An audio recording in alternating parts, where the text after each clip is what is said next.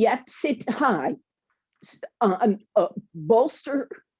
If you're on the bolster, sit on top of the bolster, not on the forward edge. The legs may tip at this point. That's what this second blanket is for. Open it, roll it, not all the way necessarily. You need to create a thickness that's going to be placed in between your foot and your shin to level. Now, if you tuck it in too much, you'll tip, right? If you one way or the other, you make this roll too thick, it lifts the knees unnecessarily, right? So it's a fine tune. Also, this center shouldn't push on these shins. Here you sit, right? And I've got my Mary Dunn calls this, you build a front porch for the house, right? You don't end the house right at the front door. You put a little front porch there. And it wants to be level. So when it rains, the water doesn't collect in your groins. You'll get rot. So you create support to level your front porch and keep this space open.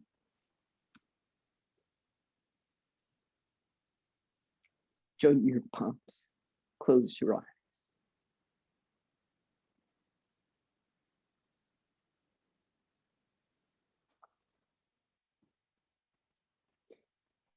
Normalize and connect the breath.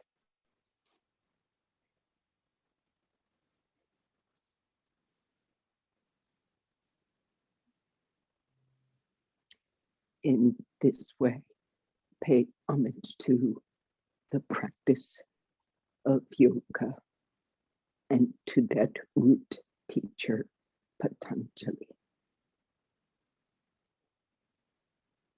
Bow your head.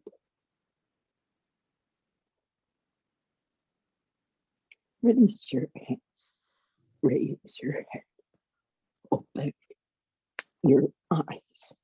Take Adho Mukha Virasana like usual.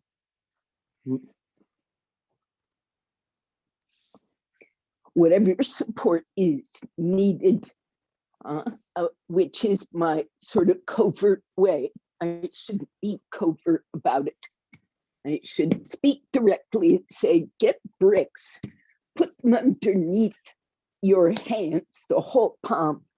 And when you take Adho Mukha Virasana, take it in with these hands elevated, which is going to help you open the armpits, the ribs. And if the chest wall is flexible, it'll move inward. It won't bump up with just your head coming down. If that is the case, support your head.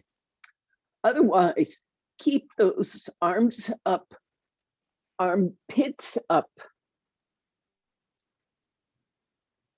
shoulder socket, not squeezing the spine, but lifted straight up.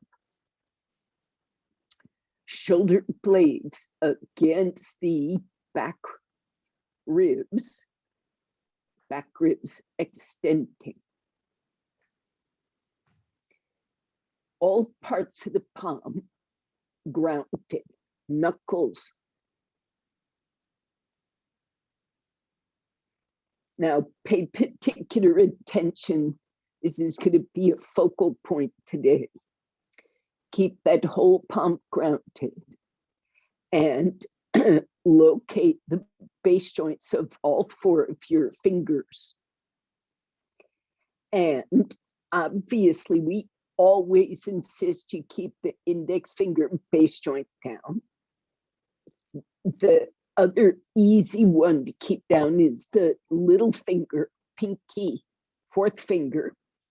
The two in the middle, I'm asking for your attention on them today. The ring finger, fourth, third finger, and the middle finger.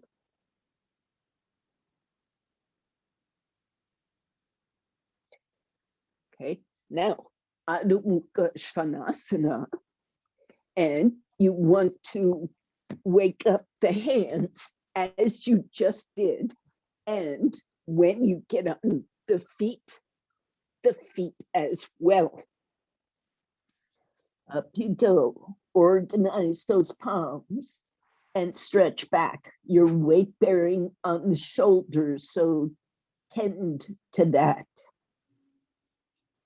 Go back through the ribs. Your knees could even be bent at this point. But now you're going to work to straighten the whole operation, legs too. Organize those feet. Stretch your metatarsals the way you do that palm. Take your heels back. Stretch the leg up. Stretch your toes forward. Go to every toe. Stretch every toe forward. If you do this, the leg is transformed. The hip is transformed. Stretch through those toes. You can't really connect completely to that toe without the interest and involvement and intent of the whole leg. Come to half Ardha Uttanasana.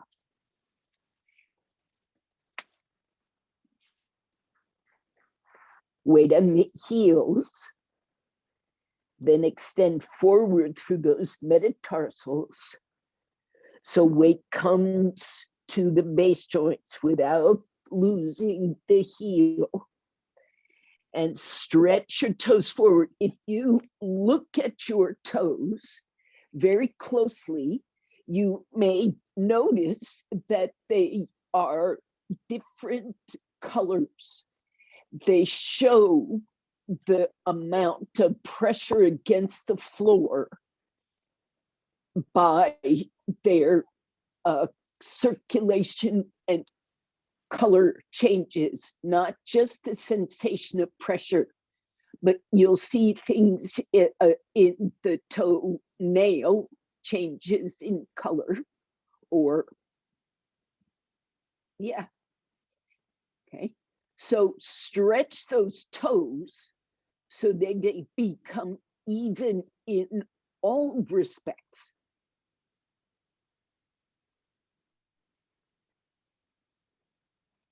I have this very dull left foot, doesn't sense much, doesn't act much. I have to work with that color of the toes.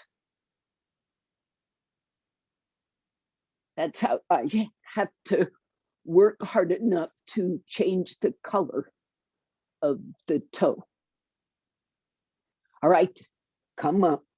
Now it's time for Trikonasana. You may use whatever support is suitable. Chair, wall, brick.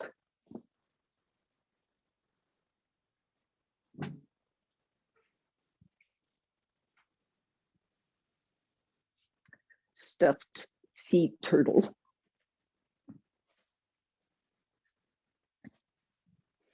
Take your feet apart.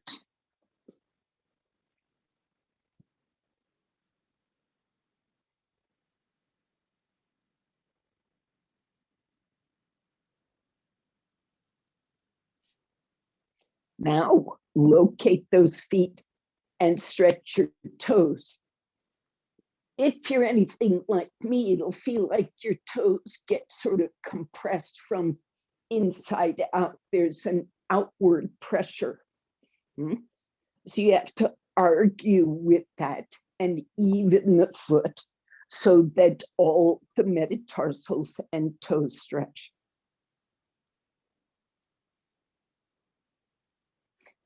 So here is an interesting exercise.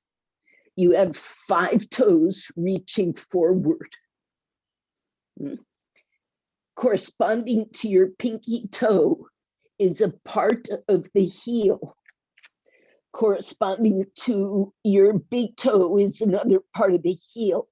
Corresponding to each of your toes, 5 toes, there is a section of heel.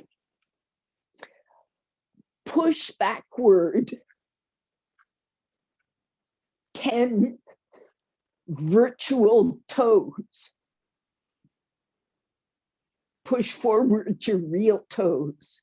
Stretch backward through each of those sectors of the heel corresponding to the toe.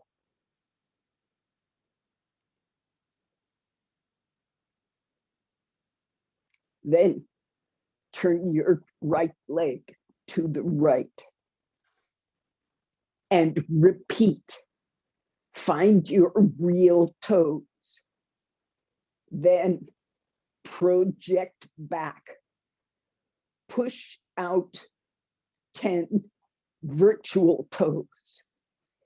Keep that hip socket, back leg hip socket in level. Right heel, right toes. Stretch your arms. Keep, you've got 20 toes now. Okay? Take Trikonasana. Don't let go a single toe.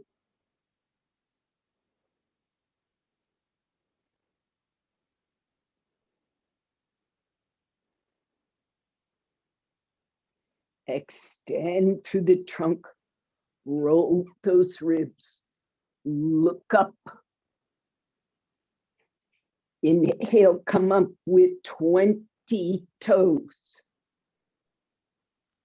Turn your feet.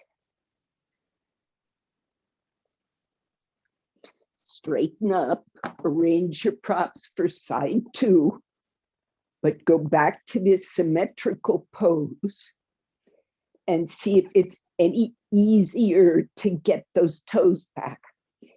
If you're like me, it's a little bit easier, but on the other hand, some remodeling is starting to occur. So there's some deeper level sort of new things waking up. Old habits trying to get stronger. Keep working. This is tapas. This is friction that creates heat and that creates transformation.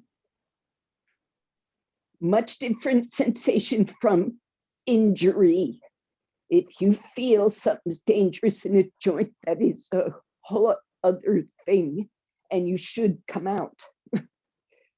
But if there is remodeling, reshaping, persist. Turn that left leg to the left from the hip. Connect all 20 toes. When you push through that left foot, we often lift the heel up to get a better push through the toes. Put that heel down. Put it down from the buttock to the heel. Buttock to heel.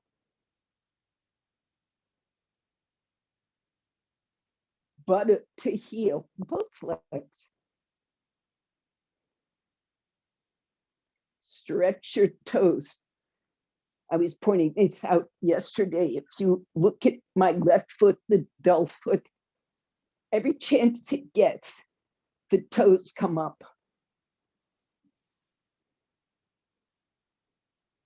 Had to be like a sheepdog barking at my left foot the whole time.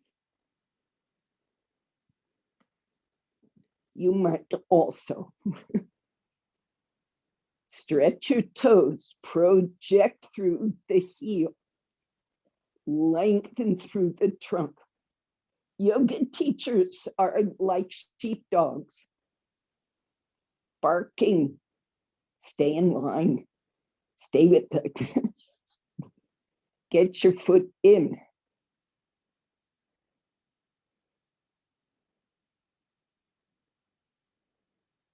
Inhale, come up, all 20 toes. Turn the feet, bring the feet together. This is frequently a way to resolve joint issues higher up. I hope you're noticing that at least there's a direct connection to the hip and how the hip behaves as you make the heel and the toes ground evenly. Now, Parshva Konasana, quicker, but still 20 toes. Take feet apart. Stretch your arms. 20 toes. Turn to the right. 20 toes still. Passing through Virabhadrasana 2, observantly reach out long through the trunk. Don't neglect your toes and come to support. I suggest medium to high support. Push on that support. Taking all the support you can through that right arm, stretch your legs to the floor, evenly 20 toes. From the hip, stretch out through your real toes first, then the virtual toes. Then the arm comes vertical so you can super open that trunk and overhead. Connect to all 5 left foot toes and the left heel. Come up. You can come up through Trikonasana, or you can come up through Virabhadrasana. Turn your feet, bring the feet together, take a moment.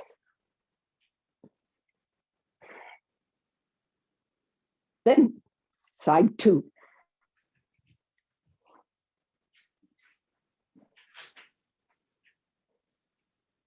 All your toes. That connection, that shorthand for extending from the hip all around buttock, hip socket evenly. Bend, Parshva Konasana. Reach up. Keep your toes. Keep that hip socket connected to those toes. Come to a medium to high brick. Don't go low. Push hard on the brick through that left arm. it relieves some of the pressure in the legs and it gives you time to reestablish it correctly. Heels, toes. Stretch your toes from the hip. Now the arm comes to vertical, super open across that chest, long, and take the arm. What are your toes doing? I'm coming up, you stay a few seconds. Roll that chest open. Roll that chest open. Now come up carefully. First the arm, then you can either come up to Viratu or Trikonasana. Turn your feet, bring your feet together.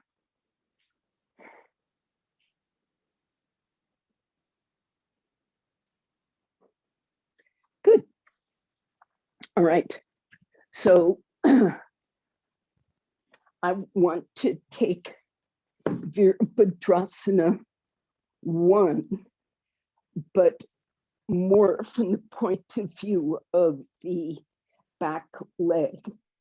So your heel is coming to a wall. It's getting slightly better ankle. Right foot forward, left heel back, and that heel just grazes the wall. The way of thinking about it is those virtual toes have to grow to the wall, right? So that's just an imagination exercise. Let's get super technical. Put your heel skin 1/64th or 1/60th of an inch away from the wall. Small space. And then project backwards so strongly your skin closes, your bones slide. You don't pick up your skin, you move your bones to the wall. Now, from the hip, stretch that back leg. For many of you, this is enormous, all by itself. To put your hands on the front wall of your pelvis. Now you could do it with a strap. This is a convenient thing, okay? And you could take that strap around the front pelvis and pull your buttocks down, front pelvis up.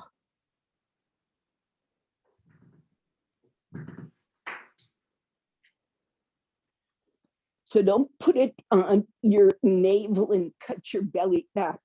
It's meant to move your pelvis bones a bit more easily, give some assistance. So that strap goes around the front pelvis and your hands catch it and drag this side and back pelvis long. I hope this makes sense. You don't want to drag your thigh down. You want to feel like that front pelvis gets some vertical support and weight comes. Yeah, Karen has crossed her strap behind her back, and that drags closer to the sacrum. And if you keep the strap separate, it's more the ilium, the outer hip, that gets dragged. So either is lovely, helpful. Okay. Change legs. I hope it is helpful. You tight hip people, it should be noticeable. Now, that right heel is away from the wall at first, not in contact. When the leg is straight, it is not in contact. And you have to do that extra work to bring that heel, that whole leg straight. Back knee, back thigh straight.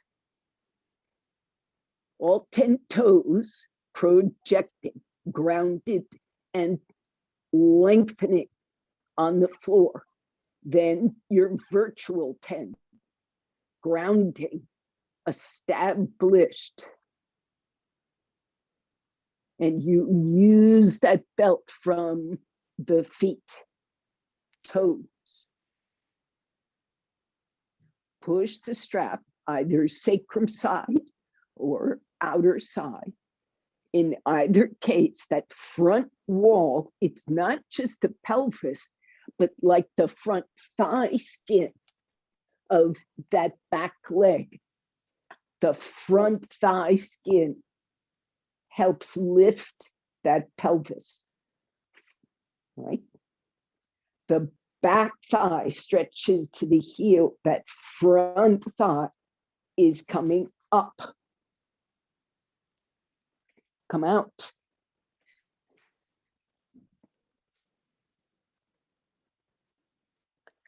So you're going to repeat this and take your hands back to the wall. So no strap. Two things you've already learned about this back leg, pelvis straight, front pelvis lifting. You got that part. Now it's got to come up into the trunk. So this sternum, this breastbone, and I'm going to say most particularly, if you see my slight shadow, see that bump there? That bump is the impression of a joint between my sternum, the breastbone, and a small bone at the top called manubrium. And your collarbones are connected to the manubrium. And there's that little ridge that divides manubrium from sternum.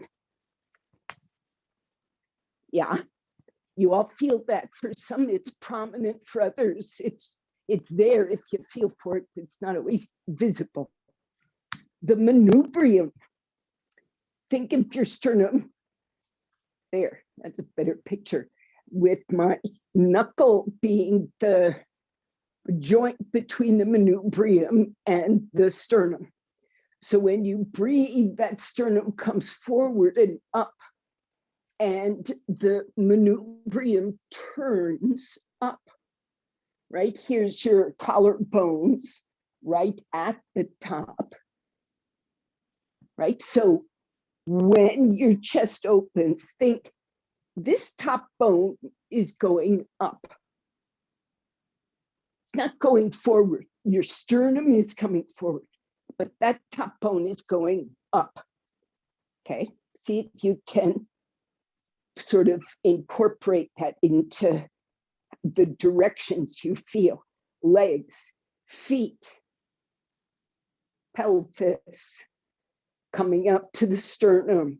Now think about this, shoulders back, sternum forward, manubrium up, the arms go down and back, and the manubrium is leading a back bend up and over, up and over. Anywhere you want to go. For goodness sakes, your head could touch the wall. Let your throat back. Reach the arms back away from the manubrium. So they go down. Now, Amelia, your right hand is lower than the left hand. So lift that right side of your chest. Come up, everybody. You two a little bit shy of that. Right side is short. So make sure the right hip is well back. The left hip is well forward, or else there will be a little scrunchiness as you go back. There will be unevenness. Side two. Build this from those feet up. Do not touch the wall at first with that right heel. Make yourself have to use the leg for that from the hip. And you know what? It's going to change. Your foot is going to slip over time, and your hip is also going to open over time. So you may need to adjust your stance to maintain the effort. In any case, all your toes, all the leg come up into that pelvis. Lift up through the ribs. The sternum moves forward, especially assisted by those shoulder blades, but the manubrium is coming up out of your feet through the hips, navel, diaphragm. The head goes back as when it is ready. Keep the right side lifting, Amelia. Reach through the left hand. Reach the left arm down. Touch the wall with both arms and crawl down the wall with your left arm. If you can't go up with the right, that's better, but now into the trunk. Translate and come up. That was better. Come out. So the rest of you, are you all okay? We've not made trouble. I don't intend to make trouble, but I'm going to see if we can deepen this pose. I need to change sides, beg pardon, but you're going to do your right side first as usual. So we're back toward this Virabhadrasana 1 shape with straight legs, right? Reaching back through those thighs, heels, reaching forward from the hips through the toes. Now the arms come up. So if you keep this rotation of the triceps in, it makes it much easier to move the sternum and the manubrium correctly. If your arms are turned, the shoulders stuck the wrong way, you won't be able to get this lift. So roll those triceps. Feel free to use a strap to assist. I have no objection, right, to an assist to that strength to make it easy to do what is coming, which is a back bend, of course. But the arms go to the wall. They go up the wall, up the wall. And when they can't go up anymore, stop going up and just live there for a bit. Figure out how to breathe comfortably, how to keep your neck and skull open, and keep your legs strong. The support pillars strong. You can see, Emilia, the arms drifting slightly right. Take both arms toward the door. Inhale, come up.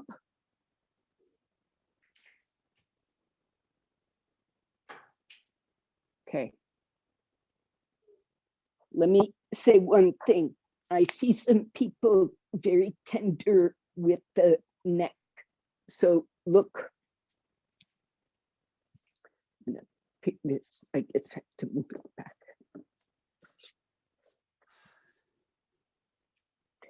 So if I bet you've done this before, if you put this strap around the middle of the arm,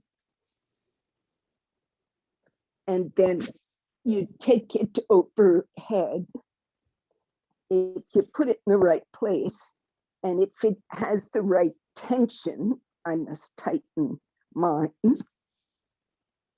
then your head will stay supported and you can rest it.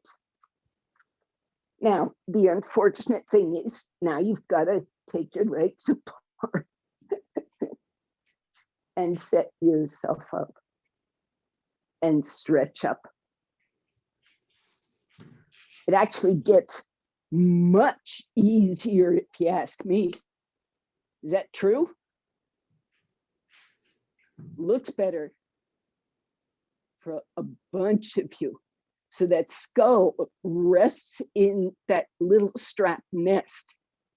Should not be too loose, too tight. Go up, go back, go up, go back. And come back out again if this is easy for you, and lengthen your stance 1 inch, not much. If you're coming to the wall easily, lengthen your stance.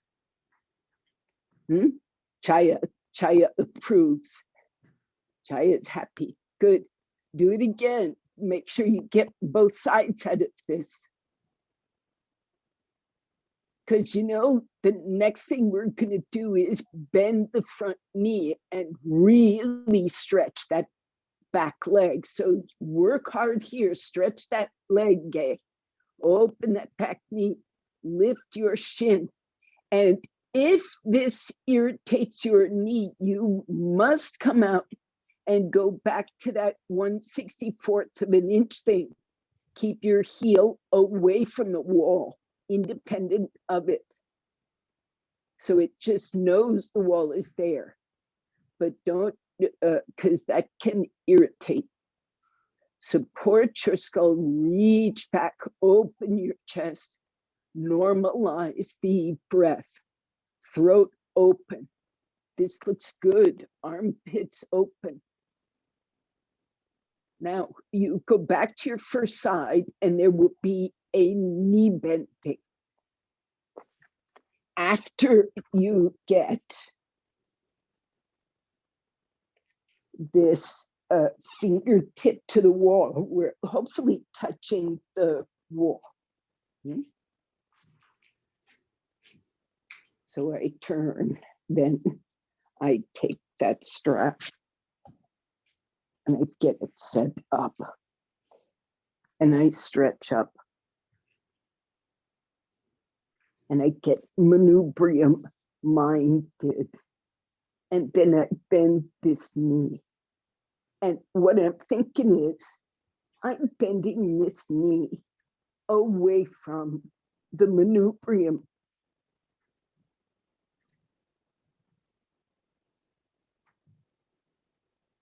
And I leave the wall eventually.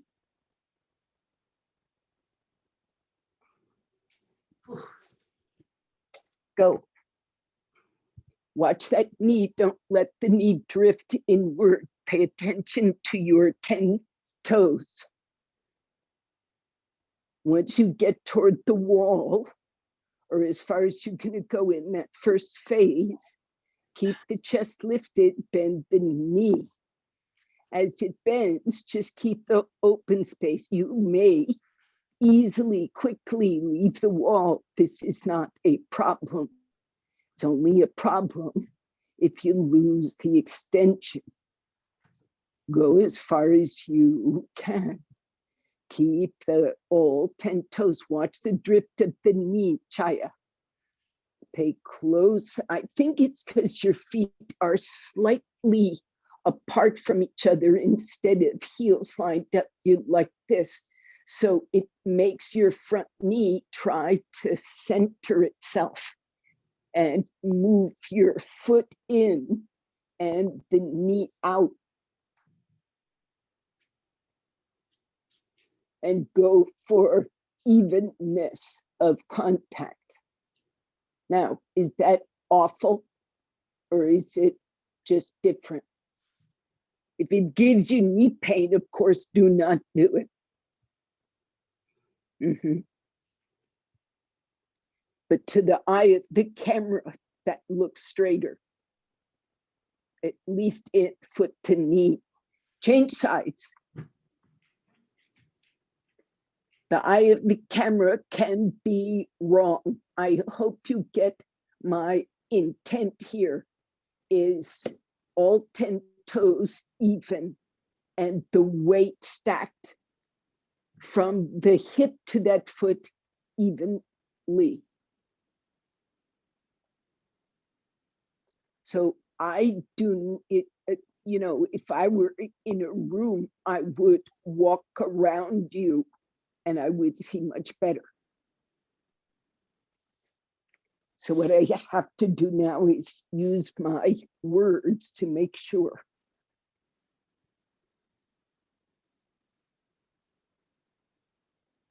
Keep that back leg straight. When I see it from the side, I can see this. Bend your front knee. Even if your hands leave the wall, bend that knee all the way. Keep working away from the manubrium. A manubrium away. And then come up and come out. That's lovely. That's a lot of back bend. I hope you notice that's plenty of back bend. Okay, are you all right? Okay, is Gay all right? She's swirling around. Okay. So, just for fun, take right foot forward, left foot back. Sorry, I'll do it correctly. Parivrita Trikonasana.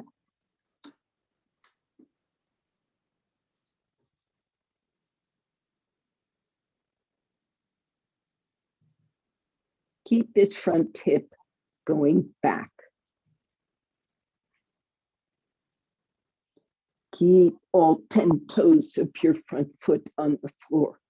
You have to push to go through that big toe base joint and push to project back through your heels.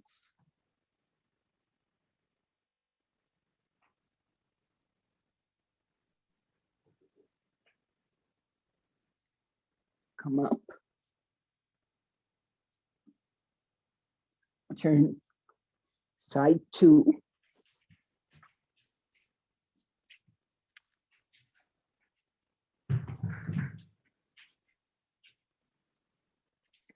Little bit longer stance, Gay. Take full advantage of all this leg work. Move in. And you come forward, keeping that outer left hip back and the inner left foot pushing forward. Right heel back.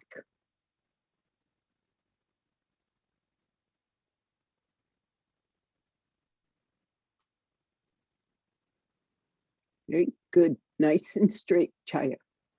Head back, Marcia, and you'll be in line. If I can't see the brick, make sure your brick is touching the outer leg, no gap.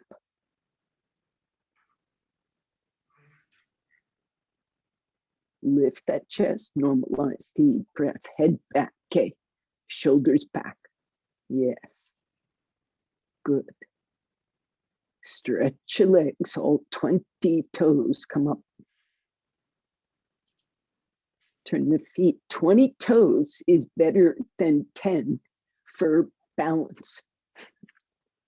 20 toes is way better, more stable. Adho Mukha Svanasana. Actually, take that back.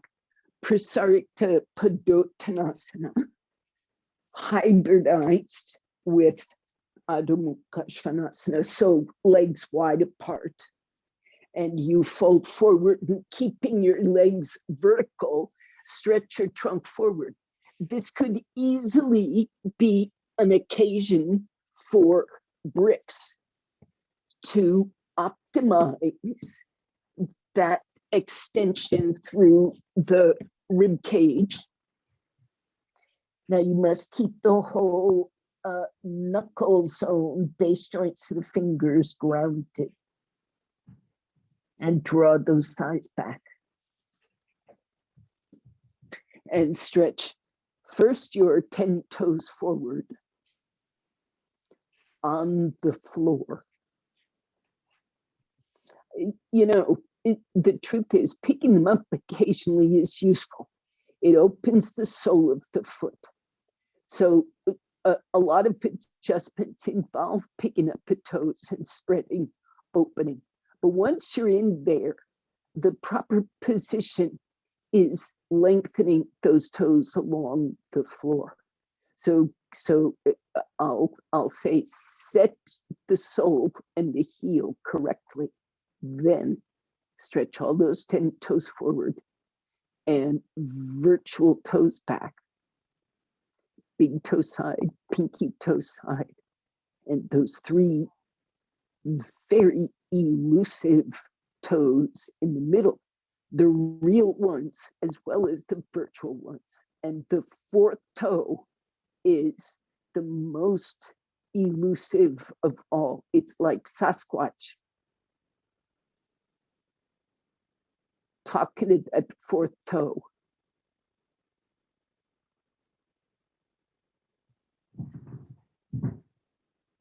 Now, take your head down, spine as vertical as you can bring it.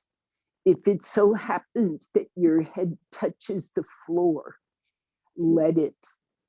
And as the spine opens, let the head turn so the spine can continue to lengthen. And as the pose progresses, it may be that you get a bit more toward the back of the skull.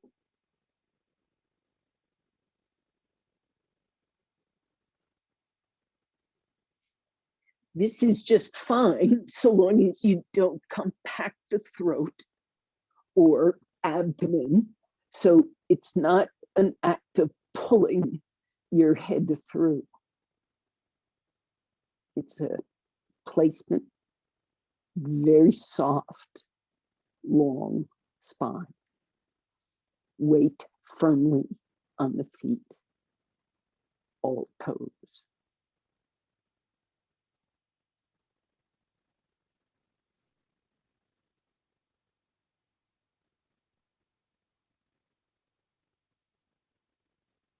Now, you may transition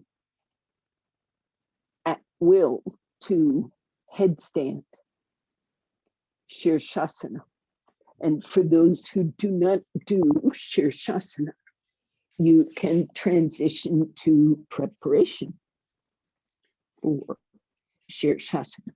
Now, these fingers here in Shirshasana, as you would do in dog pose, as your toes do, they project forward.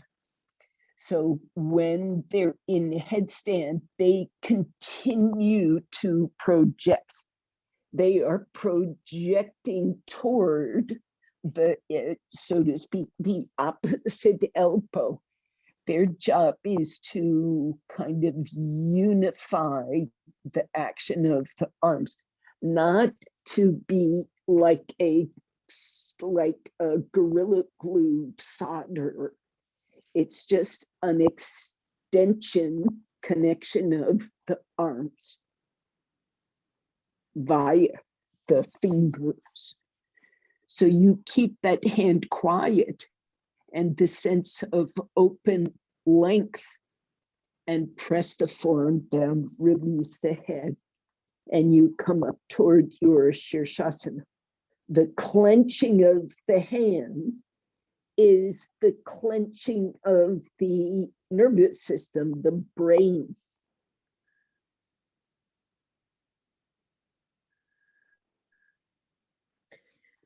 The thoughts. Abhijata Iyengar has suggested that the clenching of the fingers is a reflection of some form of anxiety. So you don't have to necessarily have fear of death or anything, huge like that, but you can have disturbances. It is very helpful to clear those disturbances.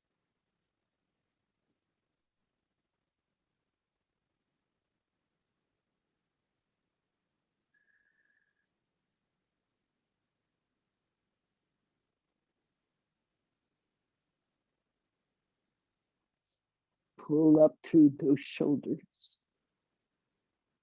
So you're not just looking for disturbance in the hands, although the hands are extremely sensitive. So they reflect it sometimes, or you can notice it there faster than other places. But everywhere up the arm can reflect any disturbances. So you need to make sure you stay as clear as possible. So any disturbance that's coming is coming from the pose itself, and not just your thinking.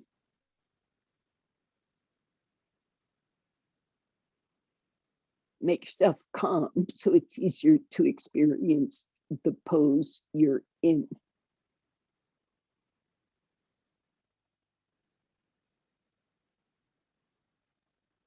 It is almost time to come out. So if you've got anything you need to connect to, do it now. And when you come out, please rest your head. And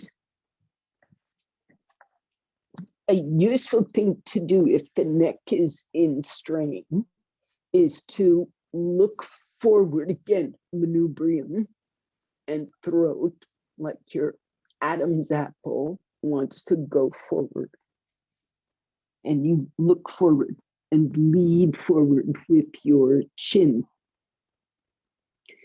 as if you wanted to put your sternum on the floor and your chin on the floor.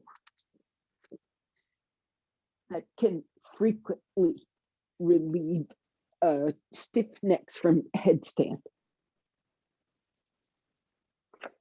You will know how far to look forward. And then come out, rest.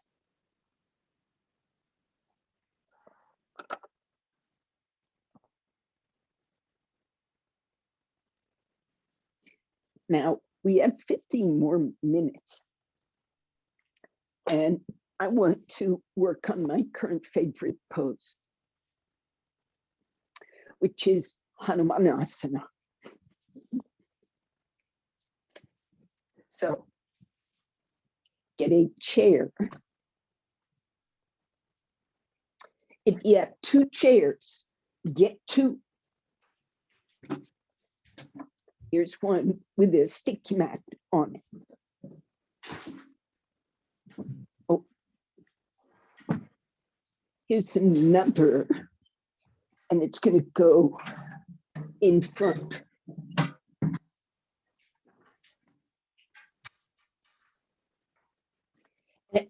far in front does it go? You know, if you're working on a bare floor, it doesn't matter because things will just slide around and you can adjust.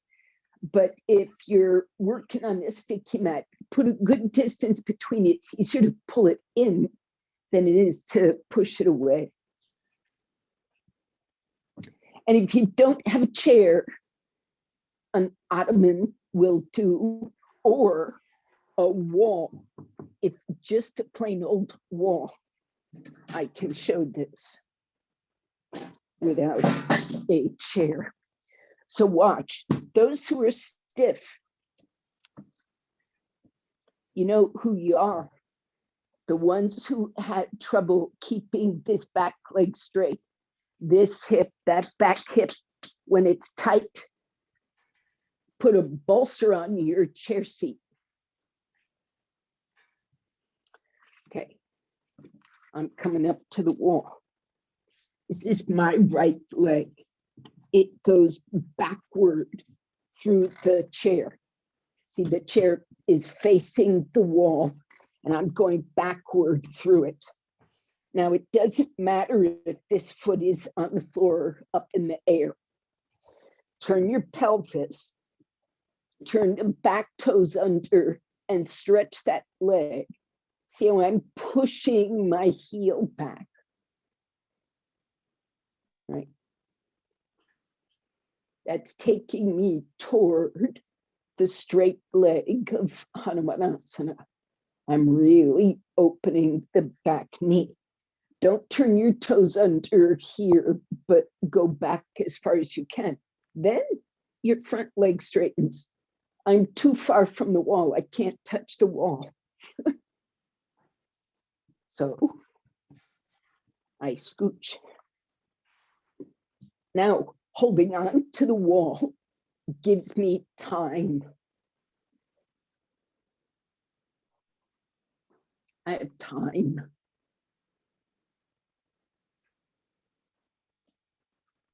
I have a lot of time. I can interact between my legs to lift my trunk. You don't have to stretch your arms. This depends on your spine. Stretch that back leg first. Back leg first. Toes turned under. Big toe base joint. Second toe base joint. Those two base joints both have to be on the floor.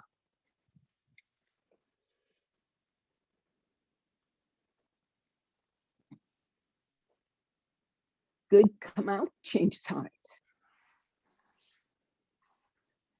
Those with more flexibility, feel free to lower the bolster. You can easily wind up on your chair seat, and you know the pose has you flat on the floor.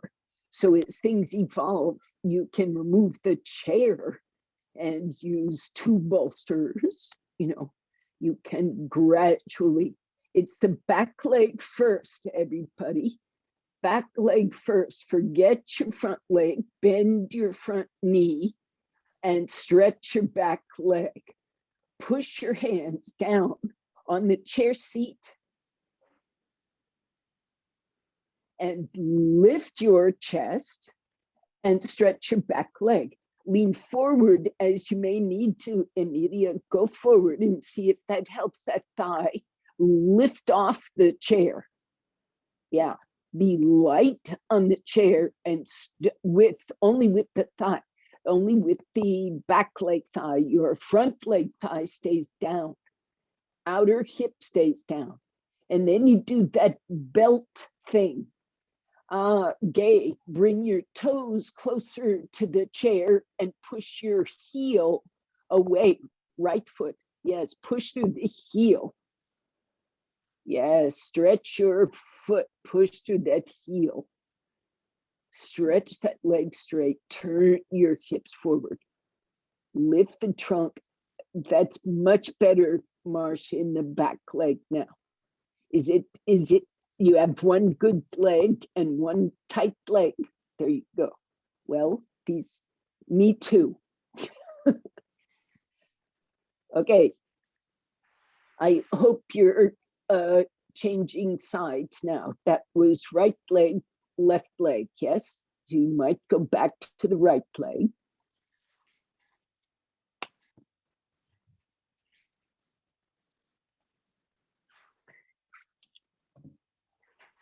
So the way to adjust this, if that back leg will not straighten,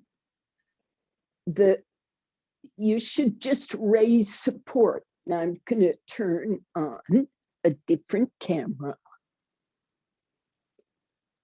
This is camera 2.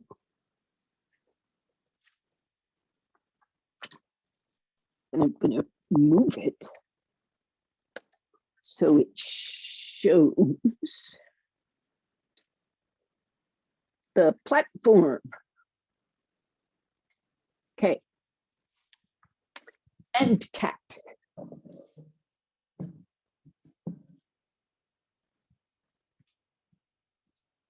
So imagine this is just a tabletop. It's just a table. I can work my pose on a table.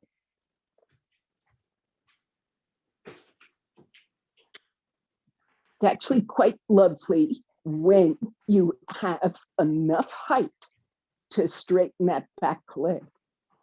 When you can really straighten it, that's when you can enjoy a back bend. It's when you can enjoy. Devon, so, yes. For me, it's difficult with the leg that I have in my back, the one that I need to straight on the floor, to push with my heel. It's almost impossible. I push more. The leg on the floor, this leg. That one, yes. Well, my heel is not on the floor either. But you must still lift that shin and open the back thigh. Okay. Right. This is bent. This is straight. Okay. Don't put the heel on the floor. Mm-hmm. No, it's.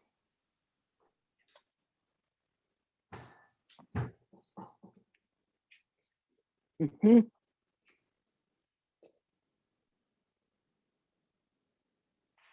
I'm gonna get rid of this one, beg pardon, and go back to the other spotlight. There. Yes, Chaya. Back leg super straight.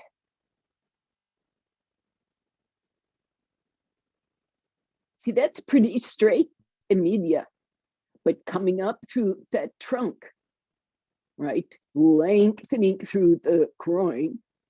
That is everybody's trouble. Good, Karen. Good. Improvements. Yes. Yes, yes. Everybody. Does it feel different to you when that back leg can fully straighten? Not just, I don't mean pain in the back, but I mean new space. Okay. We must close class safely. Yes, please do your second side if you have not yet. Stretch that back leg. First toe, second toe, base joints, both on the floor equally. Just this section, just that section of the foot has to really be on the floor. Don't roll to the little toe side, and don't just sit on the big toe. Get that second toe there and stretch your leg. Then push through that right thigh, down and forward, hips turning, face the table.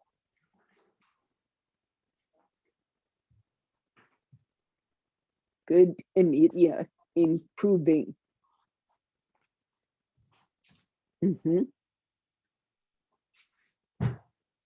Yeah. So you start looking like you're actually taking one of those giant strides that Hanuman takes. Try strive to look like that, right?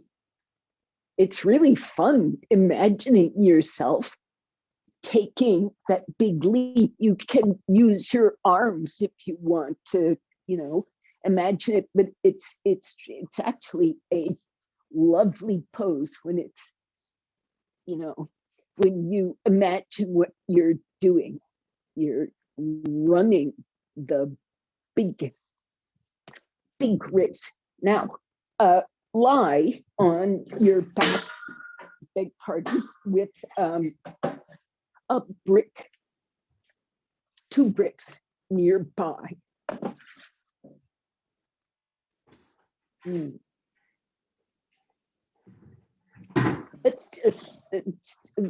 I beg your pardon. Let's do something different. Here's a chair. Here's probably not a bolster, but a blanket, maybe 2.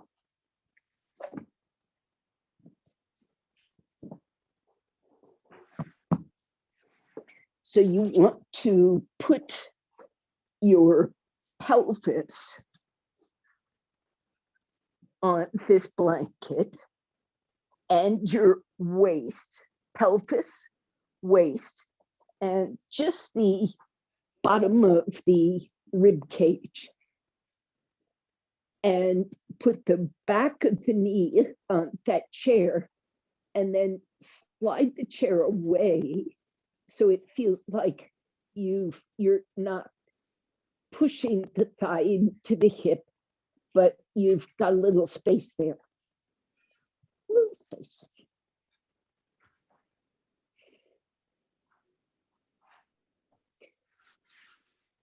Some people enjoy an extra blanket just under the head.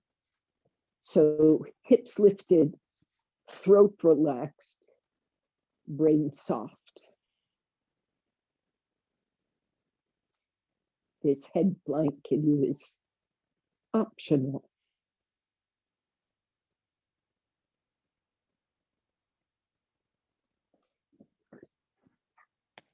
Settle your feet about the width of the chair.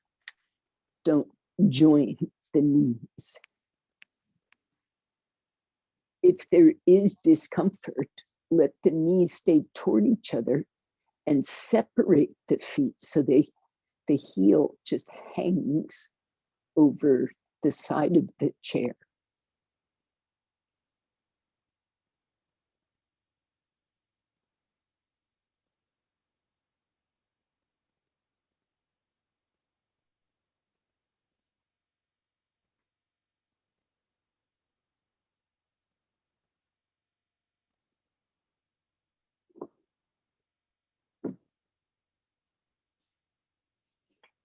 This is my day of the week where I have an appointment immediately following.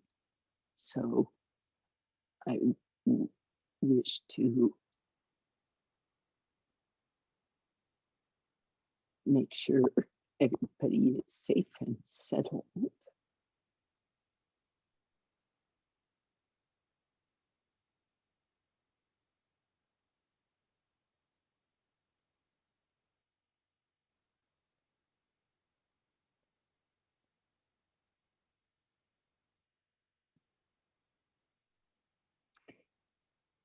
And then I will say Namaskar, and I will see you next time.